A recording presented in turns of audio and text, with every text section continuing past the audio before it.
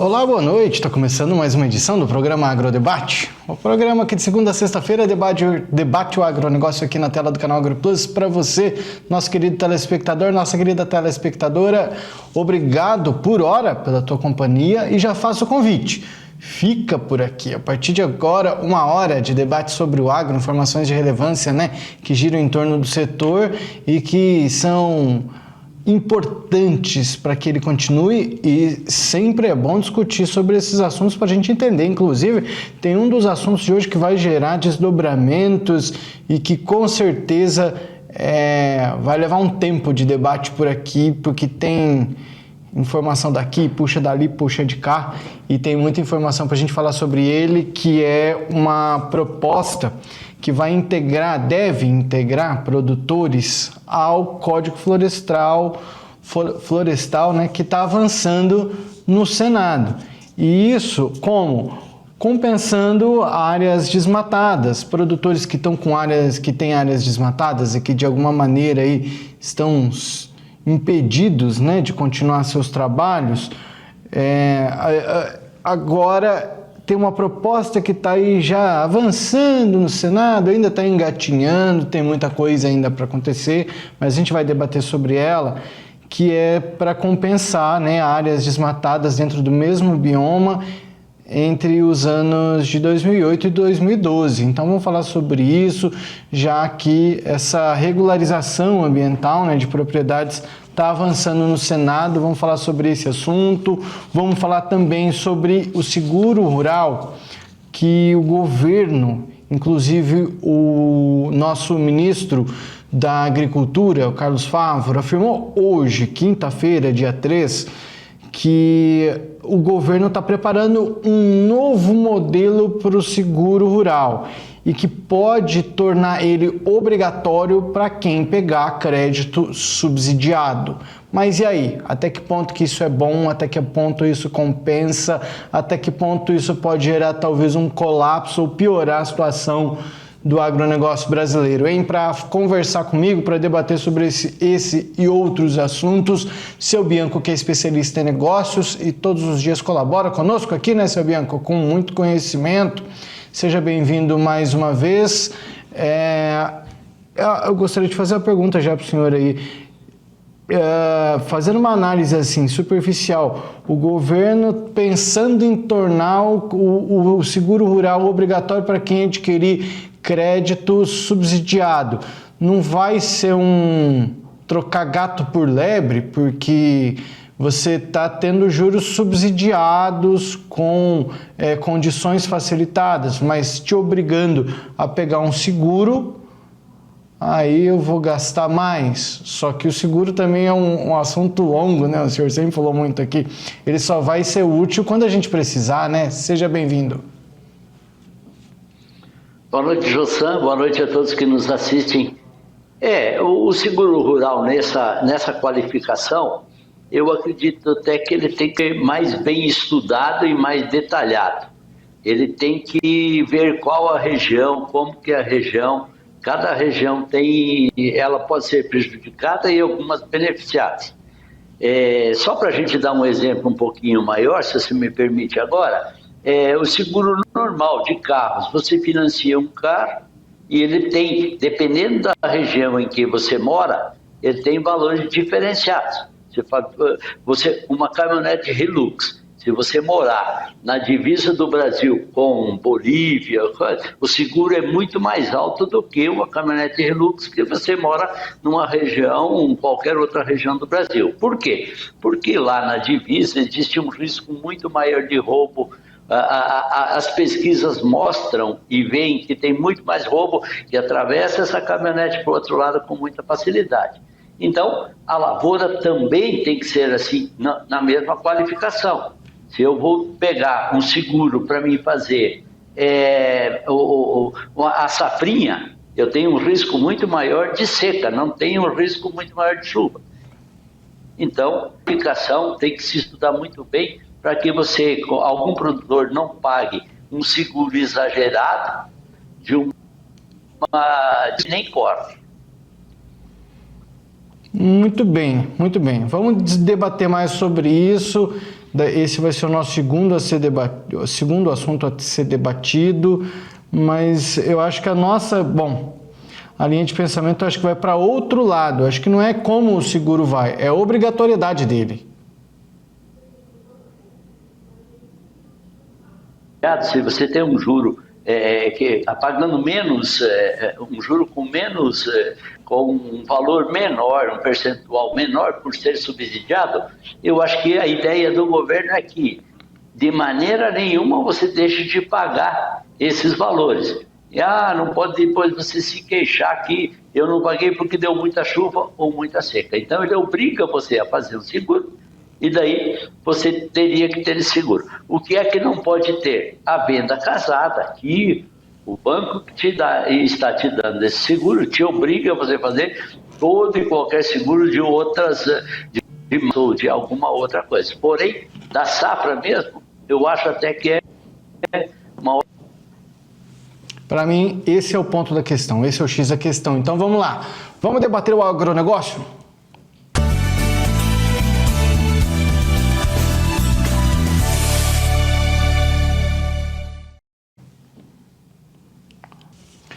Bom, muito bem. Então, daqui a pouquinho a gente fala sobre seguro rural e a possibilidade dele se tornar obrigatório para quem tiver juros subsidiados. Mas vamos então primeiro falar sobre a proposta que está tramitando no Senado. Seu Bianco, é o PL 2374 de 2020. E que ele foi aprovado, por enquanto, na Comissão de Agricultura e Reforma Agrária, do Senado. Isso ontem, dia 2 de julho.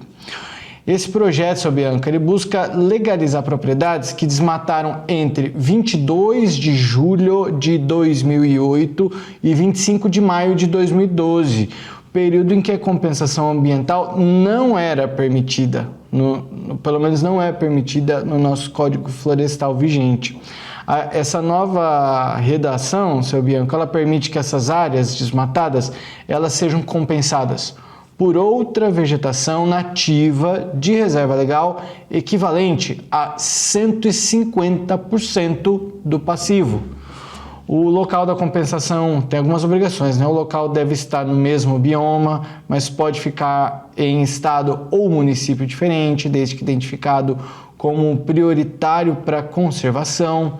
E no caso de propriedades da Amazônia Legal, vai ser possível desmatar legalmente até 50% do imóvel, desde que respeitados os limites de reserva legal e compensação proporcional. Bom, tem muita coisa para a gente analisar a respeito desse assunto, mas na sua opinião, seu Bianco, isso aí é algo que vem para colaborar, Eu acho que é uma notícia boa para todos os produtores mato-grossenses brasileiros aí que estão dentro dessas áreas e que estão impossibilitados até hoje, mas que também analisando, como por exemplo, olha aí, a possibilidade de você compensar em uma área com 150% do passivo. A gente vê que é uma maneira daquele proprietário compensar e ele ainda vai ter que pagar mais, Ele vai ter que compensar mais, 1,5 vezes. Então, a gente está falando de uma reparação também. Então, se todos que estiverem dessa maneira irregulares, compensarão e ainda pagarão por isso. Jossan, para quem viveu esses anos, se lembra muito bem que essa compensação, que essa legalização existia.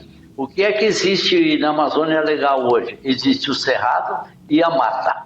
E durante esse tempo, o próprio governo de Mato Grosso ele dizia que existia uma mata de transição, que era o quê? Era essa parte do cerrado que era um pouquinho maior do que o cerrado e que não era mata integral. Aí se dava ao produtor rural o direito de desmatar 50%, isso escrito nas escrituras, nas matrículas, registrado. Aí os produtores fizeram isso. Transformaram essas matas em áreas produtivas, passando então até os 50% de sua área. Porém, Lá em 2012 ou ali em diante, veio outra legislação e falaram, não, é só, ou não existe mata de transição. Ou você é 20%, ou você é 80%. Aí não houve mais a condição de você provar que você estava em um cerrado, uma parte disso em um cerrado, e uma parte em mata. Então, isso criou-se um problema, discute-se muito. Essa legislação ou esse travamento na matrícula só tem valor quando beneficia o IBAMA, os órgãos ambientais, e quando é para beneficiar o produtor, aquilo não tem validade nenhuma, não tem direito adquirido, que a gente sempre questiona. Se aquilo estava na matrícula, é um direito adquirido, de você ter transformado essa área em área produtiva. Então, dessa maneira, hoje no Senado, eles estão querendo fazer justamente essa compensação ou esse ajuste. Por quê? Porque o produtor está plantando da mesma maneira nessa área, porém, aí vem essas moratórias, igual você mesmo citou, tem moratória da soja, tem outros grandes problemas que deixam o produtor trabalhando, entre aspas, na ilegalidade, o que ele tinha feito como sendo legal há anos atrás. Muito bem, a moratória da soja está diretamente ligada porque impacta diretamente nas vendas do produtor rural, né? Porque esse produtor diz que desmatou nesse período, ele se encaixa dentro da moratória da soja. Países do Bloco Europeu, por exemplo, da União Europeia, se negam a comprar dentro desse grupo aí chamado de moratória da soja, que não compram de países que desmataram, como se eles não tivessem desmatado lá para construir tudo o que construíram. Mas enfim, isso fica para outro debate. Mas, seu Bianco, vamos só deixar claro que essa informação ela está tramitando por enquanto dentro da comissão, certo? A Comissão da Agricultura e Reforma Agrária do Senado, e foi apreciado ontem, né? Aprovado, portanto, e tem duas possibilidades. Ela segue para votação, ela pode ir direto para a Câmara dos Deputados, ou, deixa eu ver, ele pode ser apreciado pelo plenário do Senado ou pode ser encaminhado diretamente à Câmara dos Deputados, já que ele tramita em caráter terminativo. A gente está falando, né, de Senado, e normalmente o que a gente pensa é que o Senado é o último passo, né, antes da sanção presidencial, né? Então, mas nesse caso a gente está falando de uma comissão, né, da aprovação dentro da comissão. Então tem duas chances ainda. Não foi ainda votado pelo plenário. Então, ou pode ser votado pelo plenário do Senado, ou pode ser encaminhado direto para a Câmara dos Deputados para votação por lá. A gente segue para ver esses próximos passos. E aí também, seu Bianco, entra uma outra discussão dentro disso tudo que está ligado além dessa proposta, como que se chegou até esse ponto, né? Como que se chegou até isso de falar que você tem que preservar, você não tem que preservar, você é ambiente amazônico, você é cerrado, você é isso, você é aquilo. Existiu um processo, tudo na vida, na verdade, é um processo. Então foi se criando um processo e acreditando em teorias, e que, como eu acabei de dizer, o termo teoria, ele é uma tese, né? Ele é uma teoria, então tem que ser estudado. Essa lei aí da Amazônia Legal, ela foi constituída lá em 1953. Como todo esse tempo, todo e qualquer lei, ou todo e qualquer coisa, existem mudanças. Então, de 1953 até hoje, aí são seus 80 e poucos anos aí. Então, a legislação ela deve ser adequada, ela deve ser ouvida, ela deve ser, principalmente, quais os setores que estão sendo prejudicados, os que mais devem ser ouvidos. Eu, por exemplo, eu moro dentro da Amazônia Legal, eu sinto e vejo a diferença que se tem de você não ter um hospital de qualidade dentro da Amazônia Legal. Os Estados Unidos, quem mora em Washington, tem um hospital de muito mais qualidade que nós, mas eles não vêm aqui ver esses problemas que nós temos aqui. Então, quem deve decidir dentro da região, principalmente da região amazônica, seria os deputados e os governadores da região amazônica, porque isso interfere diretamente no Estado, interfere na produção, interfere em qualidade de vida, interfere em tudo. Quanto mais setor produtivo nós tiver em nosso Estado, mais qualidade de vida, mais ganhos financeiros teremos. Agora, não adianta países da Europa ou dos Estados Unidos, porque eles têm interesses comerciais, virem aqui dizer se nós podemos ou não podemos fazer isso ou aquilo. Certo. E existe um climatologista chamado Luiz Carlos Molion, que ele está viralizando nas redes sociais, né? Tem vídeos aí dele, ele já participou de diversos programas de TV, Jovem Pan, CNN, e ele está trazendo uma tese diferente sobre o clima, né, seu Bianco? Ele é um estudioso, é uma pessoa que tem mapas e que estuda o clima há mais de 120 anos, vamos dizer, ele tem programados e coisas há mais de 120 anos, tudo catalogado, ver o que subiu o clima, o que baixou, quanta seca deu no lugar, o que deu, por que a gente ouve muito falar assim, essa é a maior seca dos últimos 80 anos. Como que em 80 anos deu também uma seca na região de Santa Catarina ou do Paraná, se havia muito menos desmato do que hoje.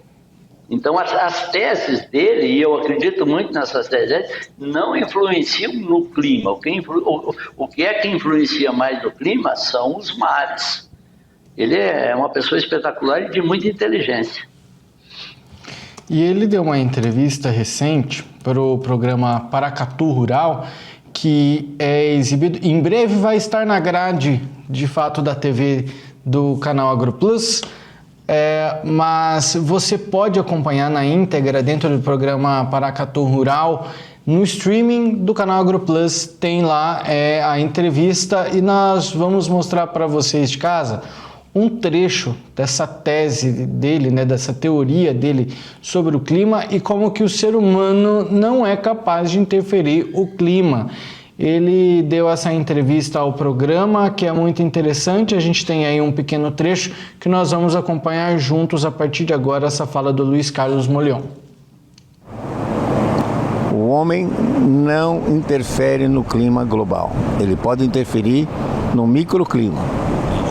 É inegável que há 500 anos atrás, a cidade de São Paulo era uma mata atlântica e certamente tem um clima diferente do que hoje, que é uma mata de selva, né? Uma selva de pedra. Não tenha dúvida, interferiu, mas localmente. Mas o sinal, sob o ponto de vista global, é pequeno para fazer algum tipo de modificação. Por quê?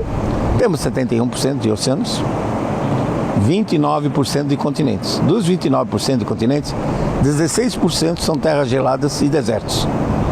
Deserto do Saara, a Antártica. A Antártica é um continente de 14 milhões de quilômetros quadrados. Então, dos 29 menos 16, resta 13. Dos 13, ainda temos 7% de florestas. Temos florestas tropicais, como Amazônia, Congo, Bornéu, mas também temos as florestas boreais, no norte do Canadá, norte da Europa, da Sibéria, que somam, pasme você, 17 milhões de quilômetros quadrados. Recentemente nós tivemos um incêndio na floresta canadense e durou muito tempo para apagar porque são árvores que produzem resinas e essas resinas são inflamáveis. Bom, 16 mais 7, 23, para 29, o homem, com todas as suas cidades e seus campos cultivados, só ocupa 6% da superfície do planeta, contra 71% de oceanos. Então o homem não tem capacidade de mudar o clima global. Toda essa besteira que está por aí, mudanças climáticas, deve ter razões por detrás que que nós não temos conhecimento hoje, talvez a história no futuro elucide isso. E nós temos então que baixar, vamos dizer assim, o poder que esses ambientalistas têm. O Brasil é um país muito visado, por conta que, se você fizer as contas, hoje é o único país que pode aumentar a produção de alimentos no mundo. Diz, mas a África poderia contribuir? Pode. Mas o problema da África não é clima. O problema da África é cultura. Quando os europeus retalharam a África e distribuíram um pedacinho para cada um, teve o povo africano que ficou em 4 países diferentes. Então eles não respeitam fronteira, não respeitam propriedade. Recentemente tinha um grupo canadense plantando no Sudão, chegou uma tribo nômade, matou todo mundo e se apossou do cultivo. Então, para plantar na África, o cara precisa ter um exército protegendo ele. Até os chineses já desistiram. Então, se você olhar geograficamente, o único país que pode contribuir é o Brasil. 92% do nosso território dentro da região tropical. Então, o país realmente do futuro, e o produtor é o grande ator nisso. Uma das partes bem interessantes aí é o Brasil é visado, né, por conta dos alimentos. E aí isso faz com que países europeus, principalmente, a gente sabe, principalmente ligado com a moratória da soja, a França falando do Brasil e tudo mais, isso tudo é para baratear preços. Esse estudioso falou muito bem, Jussan. Isso aí a gente está pensando, e nós dois mesmos debatemos aqui um dia sobre novas fronteiras na África que poderiam ir brasileiros. O governo brasileiro firmou convênios com Angola, né? Então, veja bem, agora você vai lá e daí quando você começa a plantar, igual aconteceu com esse povo canadense aí, vai lá essas tribos e matam todos que estão lá trabalhando e ficam com as áreas produtivas. Então, dentro do país que pode ter segurança jurídica, que pode plantar, que não tem problemas, única e exclusivamente é o Brasil. Então, os interesses comerciais, tanto de Europa como de Estados Unidos, são imensos em virtude disso, que sabem que nós podemos ultrapassar eles na produção e na produtividade e sermos sempre, termos para o nosso país mais qualidade de vida. O que está acontecendo, Jussan, que não tem quase nada a ver com agro, mas o que está acontecendo entre China e Estados Unidos agora? O Trump está simplesmente taxando a China, por quê? Porque a China ia ficar dona do comércio mundial, ou ia extrapolar muito dos Estados Unidos, iria ultrapassar muito, está tirando muito dos Estados Unidos. Então, os países de primeiro mundo, que a gente chama, eles não admitem que outros países cresçam ou que fiquem em melhores condições do que eles. Bom, então a gente vai concluindo esse assunto, seu Bianco, e lembrando, portanto, que a gente está falando de algo que ainda vai ser votado, né? Você foi votado por enquanto na comissão e a matéria ela segue aí para turno suplementar na Comissão da Agricultura. E aí a gente pega novos desdobramentos desse assunto para que a gente possa falar o mais breve possível sobre isso. Bianco, vai lá. A gente não tem conhecimento total da lei, certo? Mas como você citou aí, a pessoa desmatou, então ele tem que ter 1,5. Cada 100 hectares que ele tenha infringido a lei, entre aspas, ele tem que ter 150 hectares na outra como reserva. Veja como isso movimenta a economia e como isso vai dar certo, porque o produtor rural que está na ilegalidade, o que ele vai fazer? Ele vai buscar aquele produtor que não abriu a área dele e vai comprar a área dele para quê? Para que essa área que eu estou produzindo, ela se torne legal. Aquele produtor que não conseguiu abrir e que não consegue abrir porque os estados não dão a licença para ele, ele poderá tranquilamente vender e arrumar um dinheiro para eles, são recursos para eles que vão entrar. Você beneficia as duas pontas. A única coisa que talvez esteja, que eu até discordo um pouco, é que um município, você mora num município que teoricamente está produzindo todo, você possa comprar a reserva num outro município. Então, aquele município que não abriu, ele fica prejudicado, por quê? Lá dentro ele vai ter menos emprego, menos renda, menos trabalho, menos gente produzindo.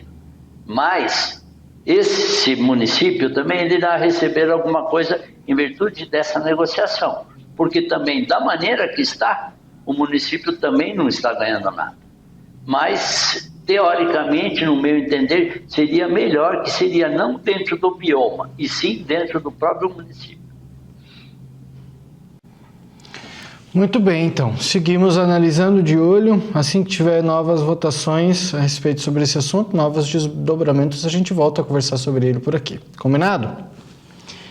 Vamos fazer um breve intervalo, seu Bianco. No próximo bloco a gente volta então falando aí do seguro rural, que pode se tornar obrigatório para quem tiver aí crédito subsidiado. Vamos falar sobre isso no próximo bloco. O intervalo é bem rápido. A gente volta já.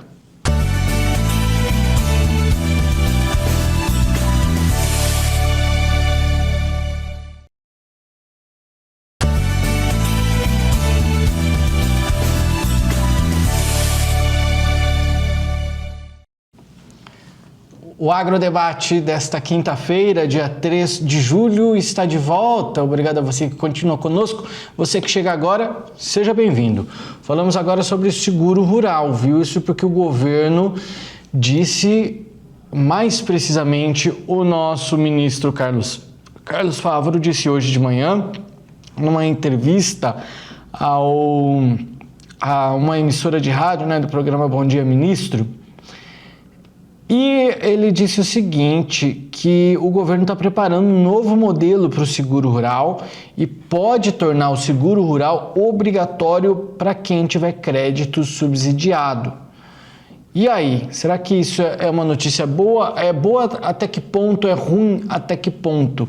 Porque o Fávaro, ele afirmou que o governo está preparando essas mudanças aí, que podem incluir essa obrigatoriedade de contratação para produtores que acessem crédito subsidiado e gera ele diz assim, se o seguro rural funcionasse direito, não teria esse endividamento, o seguro cobriria os prejuízos. Mas também, quando o produtor ele contrata o seguro, ele diminui a margem dele, certo? E aí, contratando o seguro, claro que o seguro é uma coisa boa, se acontece alguma coisa, mas, eu já vou trazer até seu Bianco aqui comigo, seu Bianco, por gentileza. O produtor rural, ele sempre tem que pagar muito sobre muita coisa, Agora eu digo assim, a pessoa que tem uma casa que foi levada por uma enxurrada, por exemplo. O governo, ele tá lá para amparar, não tá não? O governo tá lá para amparar essa aí. Então o Brasil é um país que cobra, e isso entra num debate que a gente teve alguns dias atrás, que o Brasil ele cobra muitos impostos para a quantidade de retorno que ele dá. Então, o brasileiro paga imposto à torta e à direita, mas ele não vê todo esse retorno. Então, o que é que acontece? O governo está querendo colocar uma obrigatoriedade para quem pegar juros subsidiado, crédito subsidiado, e aí se torna obrigatório. Você vai pagar juros mais baratos, porém, você tem a obrigatoriedade de contratar um seguro rural. Se você quiser contratar o crédito subsidiado, você vai ter com a condição de contratar um seguro rural. A gente ainda não sabe, não existe um texto, é só algo que, por enquanto, o ministro falou. Mas ele está jogando, mais uma vez, na conta do agronegócio os problemas que podem acontecer. Assim como eu mencionei agora há pouco, se uma enxurrada leva uma casa, o governo ele vai dar um jeito de amparar. Aqui ele está tirando o dele da reta. Exatamente isso, José. Ele quer jogar fora e quer tirar principalmente a responsabilidade dele que estaria principalmente em cima dessas intempéries do tempo. Logicamente que se tivesse um seguro rural, esses seguros hoje estariam cobrindo todos esses problemas do próprio Rio Grande do Sul ou aonde quer que esses problemas venham a surgir.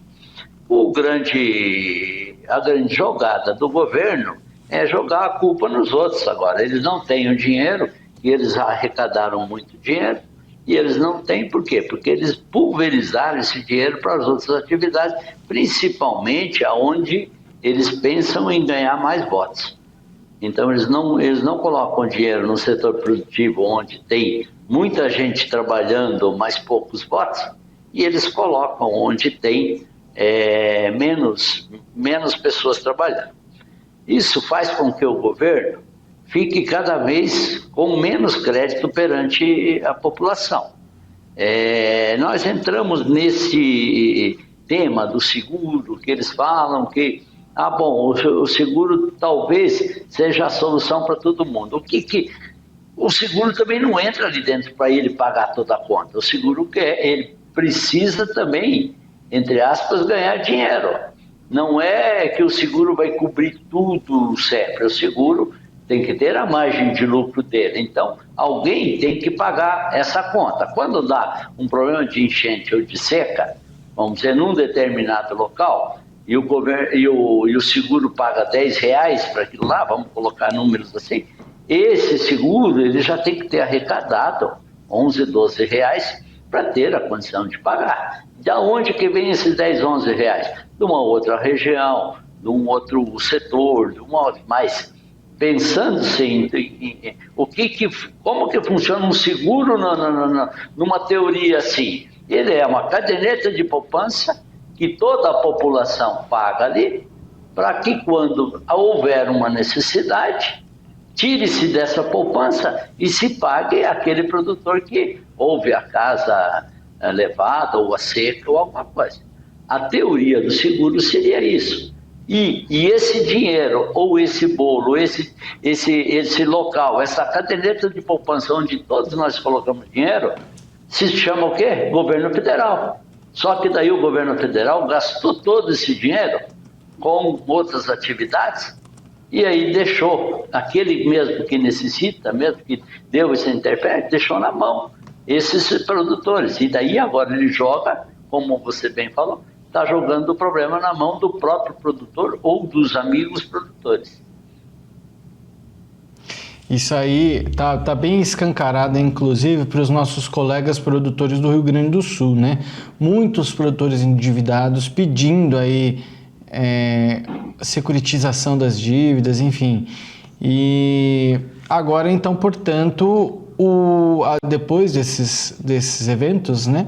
O Fávaro apontou que se o seguro rural funcionasse direito, não teria esse endividamento. O seguro cobriria os prejuízos, apesar do governo destinar cerca de 1 bilhão por ano para o seguro. Isso não basta, disse ele. As principais mudanças, seu Bianco, vamos lá. Seguro paramétrico, que é baseado em índices. Chuva, temperatura, evento específico, com cobertura ajustada por período cultura, tá? Barateia o seguro e aumenta a precisão da cobertura. A universalização obrigatória por crédito subsidiado. Quem usar os recursos do Plano Safra deverá contratar o seguro. Como um carro financiado só sai com uma apólice. É o exemplo que eles dão. E a integração com o Proagro, né? O estudo sobre a integração do seguro privado com o seguro público Proagro, que atende pequenos produtores e envolve 7 a 10 bilhões ao ano. E vamos lá, quando que isso deve acontecer, né? Tem estudos técnicos em andamento com conclusão prevista entre 15 e 20 dias, tá? Estudos técnicos, a gente está falando de estudos técnicos. E o objetivo de lançar esse novo modelo antes do plantio da safra do verão, ou seja, ali em agosto, setembro de 2025. Vamos ver, então, aguardar essas novas mudanças, mas o que pensar? Jussan, esse seguro bem específico que eles falam é vamos dizer, o centro-oeste do Brasil, ele não tem problemas com seca. Porém, o centro-oeste do Brasil também pega financiamentos com juros subsidiados. O pensamento desse decreto seria o seguinte: bom, o centro-oeste não tem problema com seca, eu não quero contratar seguro, então eu vou. A cada 50 anos que pode dar uma sequinha do centro-oeste. O que é que eles querem? Não interessa. Se você quer o seguro, o dinheiro subsidiado, o dinheiro mais barato, se você quer, então você é obrigado a contratar um seguro. Por quê? Você não vai ter tanto risco, porém, os amigos do Rio Grande do Sul terão, se você pagou um seguro para ir para o bolo, e aí subsidia lá no Rio Grande do Sul, onde tem muito mais probabilidade de dar seca ou as enchentes.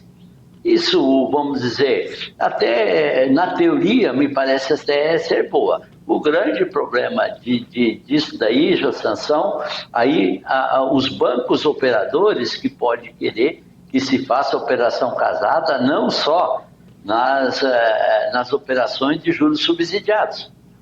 Eles vão querer fazer, de repente, em todas as operações.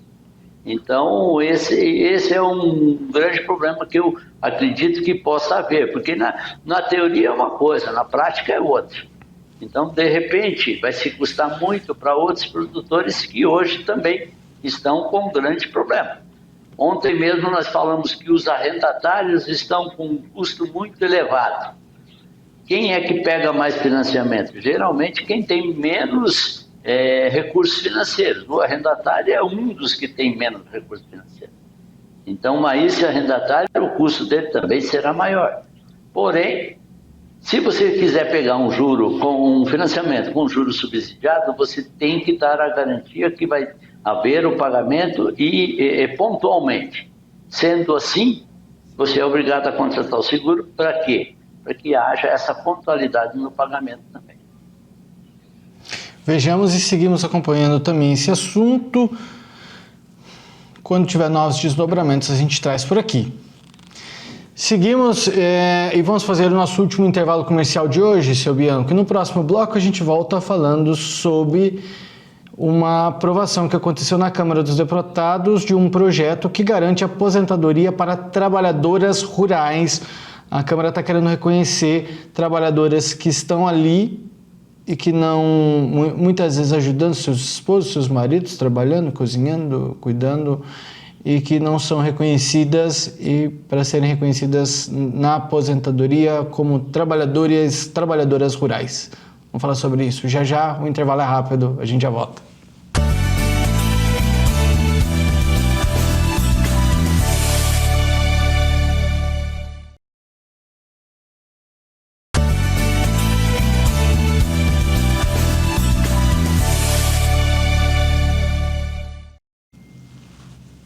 Agrodebate está de volta, quinta-feira, dia 3 de julho. Mês de julho já vai andando aí. Amanhã é aniversário de uma cidade que representa muito pra gente aqui. Daqui a pouco eu vou falar sobre isso, hein? Fica aí pra gente falar sobre ela. Vamos lá, seguindo o nosso programa, agora a gente fala sobre a Câmara dos Deputados, que aprovou um projeto que garante aposentadoria para trabalhadoras rurais. Olha só que legal. Será que é uma opção boa? Isso porque, segundo a Câmara, muitas mulheres, né, que dedicaram a vida ao trabalho no campo, elas ainda enfrentam dificuldades para garantir o direito à aposentadoria rural. Por quê? Grande parte desse problema acontece porque elas são identificadas em documentos oficiais como dona de casa ou do lar. Para corrigir isso que eles estão interpretando como uma distorção, a Comissão de Constituição e Justiça e Cidadania da Câmara dos Deputados aprovou nessa terça-feira, dia 1º, o projeto de lei 2047 de 2023. Ele é de autoria da deputada Marussa Boldrin, do MDB de Goiás, e reconhece o trabalho rural dessas mulheres como base para a aposentadoria, mesmo que em documentos sejam classificadas como donas de casa. Segundo ela, essa situação resulta em injustiças que negam direitos sociais fundamentais. Ela disse assim: de forma preconceituosa, entre aspas, né? Temos visto lamentáveis exemplos de aplicações equivocadas da legislação que prejudicam mulheres que trabalharam por toda a vida no campo e ainda assim não obtêm o direito à cidadania. Seu Bianco volta comigo para nós analisarmos essa notícia e complemento aqui. Seu Bianco, esse projeto de lei, ele estabelece que a classificação da mulher do campo, como dona de casa, do lar, doméstica ou outras dominações similares, não poderá impedir o reconhecimento da sua condição como uma seguradora especial da Previdência Social, considerando o seu trabalho, seja como agricultora, lavradora, rurícola ou trabalhadora rural.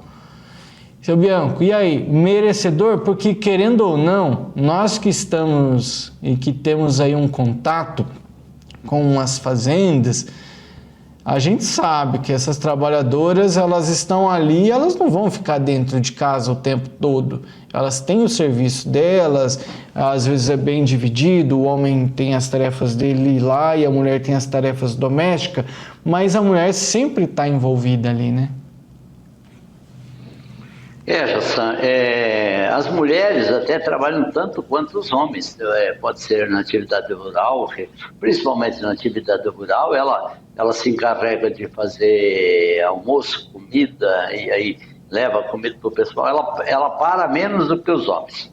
Porém, nessa lei não é perseguição à mulher, não é nada. Nessa lei o grande problema se chama INSS, e o endividamento do INSS. O bolo do INSS está cada vez sendo pior do que se passava. Nós tínhamos, anos anteriores, muito mais uma camada da sociedade, muito mais gente trabalhando para poucos aposentados. Com o passar dos anos, o que é que temos? Mais gente aposentados, nós temos os aposentados vivendo mais tempo. Então, tudo isso são valores que o quê? Que o INSS está entrando em colapso. Não tem dinheiro para pagar todo mundo. É um direito que a mulher tem ou é um direito que eu, como aposentado, tenho? É um direito. Chegou no final do mês, eu tenho o meu direito. Porém, o governo e o INSS não têm dinheiro para te pagar. Eu tenho o direito, mas eu não vou receber nada, porque eu não tenho, o governo não tem o dinheiro. E a cada ano que se passa, o povo brasileiro está ficando indo mais para os 65 anos de aposentado. Então, a quantidade de aposentados está tendo a cada vez mais, e isso cria-se um problema. Tanto é que o governo está muito preocupado com, entre aspas, a falência ou o colapso do INSS, porque também imagina você, aqui uns dias o INSS dizer não temos dinheiro para pagar ninguém. Imagina aquele aposentadozinho que trabalhou lá seus 40 anos de trabalho e que ele depende daquela aposentadoria para o almoço e para o jantar dele. Então, esses são problemas que não é o fato de você colocar mais gente aposentada agora, as mulheres, o quê? E depois que você dá um direito, são direitos adquiridos, ninguém concorda de que se mude. Então, o governo talvez nesse ponto esteja até correto em querendo segurar um pouquinho mais. Por quê? Porque sabe que a corda vai arrebentar mais cedo ou mais tarde, vai arrebentar. Isso está ligado à qualidade de vida, né, que também com desenvolvimento e tudo mais foi se melhorando a qualidade de vida do brasileiro. E eu acho que é meio óbvio, seu Bianco, para o brasileiro que recentemente ouviu sobre a rede criminosa aí, né, que tirou mais de 6 bilhões de reais, né, de benefícios de aposentados e pensionistas aí do INSS. Mas fazendo uma análise sobre isso, eu acho que seria muito superficial se nós falássemos: eles roubaram esse dinheiro, pegaram 6 bilhões e então se não tivessem roubado teria condições. Mas já o INSS já não tem, já está colapsando e esse dinheiro foi tirado do beneficiário. Isso não tá, por mais que não é querendo tirar o roubo de fora, que ele aconteceu de fato, mas isso não muda o fato de que o INSS está colapsando, né? Eu acho que não tem como a gente falar de INSS e não lembrar disso, mas se a gente não entender também que se tivesse roubado ou não roubado, o colapso está acontecendo de qualquer jeito, esse que é o ponto da questão. Não havendo roubo, o INSS já estava colapsando, como você disse. E agora, com o roubo e tudo, então cada vez existe mais rombos. E da onde é que vai sair esse dinheiro? Provavelmente acréscimo de impostos de um lado, de outro. Então, o governo em si, ou vamos dizer, o que é que poderia se acrescentar uma teoria aí? E sem contribuição, sem que você haja contribuído para o INSS, seja como assalariado ou você fazendo sua contribuição como autônomo, sem que você tenha contribuído, que essa contribuição é, entre aspas, uma poupança, para daí você ir para a sua aposentadoria, você não teria o direito a essas aposentadorias. Ou então, se criar um outro sistema, um imposto em que o setor produtivo vai garantir que os aposentados possam ter o seu direito da aposentadoria. Porém, a teoria é exatamente essa, que o setor produtivo pague aquelas pessoas que trabalharam durante aquele determinado tempo e que hoje têm o direito à aposentadoria. Só que cada vez mais a gente vive mais e melhor, igual você falou, a aposentadoria hoje, mulheres com 62 anos podem se aposentar, homens com 65 anos. Eu vejo homens de 65 anos e assim por diante, aí jogando futebol, né? Aí, então ele se aposenta e não pode mais trabalhar, se joga até futebol, Então, o que é que tem? Eu acho que poderia ser alongado esse tempo e você dá uma chance a essa pessoa. Eu cheguei aos 65 anos, eu tenho direito de me aposentar. Se eu não me aposentar agora, eu contribuir mais 5 anos, lá na frente eu vou ter valores mais extraordinários, um benefício a mais, algo assim, para que você te incentive você a não se aposentar agora e contribuir por mais um tempo para que você possa pagar esses outros que já estão com o direito. E aí, uma alternativa, claro, o senhor logo no começo do seu discurso falou, né? Não é querer parecer uma perseguição contra as mulheres, mas uma questão econômica mesmo, né? Se incluir mais essa conta para o governo, vai ficar difícil. O que já é difícil vai ficar pior ainda, né?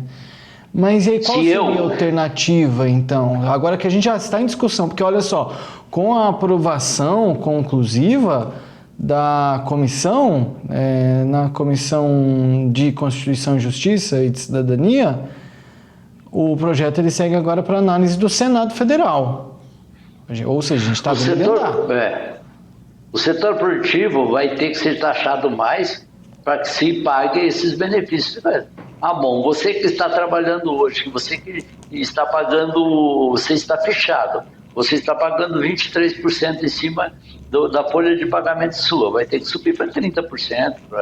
Você que está produzindo, você que está na idade de produção, na idade de trabalho, vai ter que arcar com esses pagamentos. O trabalhador já está sendo muito penalizado. Tá bom, vamos criar um imposto a mais em cima, um ICMS em cima do arroz lá, um outro imposto, aumentar o IOF igual o governo queria agora. Vai ter que aumentar de uma maneira ou outra um imposto exclusivo e destinado para quê? Para pagamento de aposentados. Muito bem. Tá bom, então seguimos também analisando e novos desdobramentos sobre este assunto a gente noticia por aqui e volta a discutir. Meio que estamos terminando esse aqui sem uma conclusão sobre ele, hein? Ou temos? Vai ter... Não. Anda, mas não tem que criar-se um novo imposto. Tem que criar um novo imposto. É um direito que elas têm, porque elas trabalharam muito bem, mas aquilo que eu falei recentemente é um direito, porém eu vou me aposentar, daí chega lá no final do mês, quando eu for pegar meu dinheiro, não tenho dinheiro porque o governo não tem dinheiro. Então, tem que se criar também métodos para que se possa ter o dinheiro, o recurso para pagar para essa aposentada que direito tem. Muito bem. Amanhã, seu Bianco, nosso programa já está terminando. Amanhã a gente tem um motivo muito especial. Eu gostaria muito da sua participação por aqui, já que amanhã é aniversário de uma cidade que, para nós, tem um valor muito grande, né? Aniversário da nossa querida cidade de Itapurá, no estado de Mato Grosso. Vamos parabenizá-la amanhã e o senhor faz parte dessa história. Então amanhã estamos juntos, terminando o programa de hoje, já parabenizando Itapurá com antecedência, e amanhã estamos de volta então para falar um pouco mais de Itapurá. E amanhã também tem uma entrevista, seu Bianco, que a gente vai falar inclusive com a CEO do canal AgroPlus, que é a Randala Lopes. Ela vai estar conosco amanhã e ela vai falar de um evento que ela está trazendo dentro das comemorações do aniversário de Itapurá, que é o Fazenda Rosa, que está muito ligado com o assunto das mulheres, que a gente está falando agora, e as mulheres cada vez mais tomando espaço dentro do campo aí. Então, amanhã estamos de volta, seu Bianco. Obrigado por hoje. Obrigado, Jossan. Obrigado a todos que nos assistiram e um feliz aniversário para a nossa bela Itapurá. Valeu, até amanhã. A você, nosso querido telespectador, nossa querida telespectadora, não esquece de mandar sua mensagem aqui, É só apontar a câmera do celular e mandar um zap zap. Boa noite, gente. Bom friozinho para vocês por aí. Amanhã a gente se encontra de novo.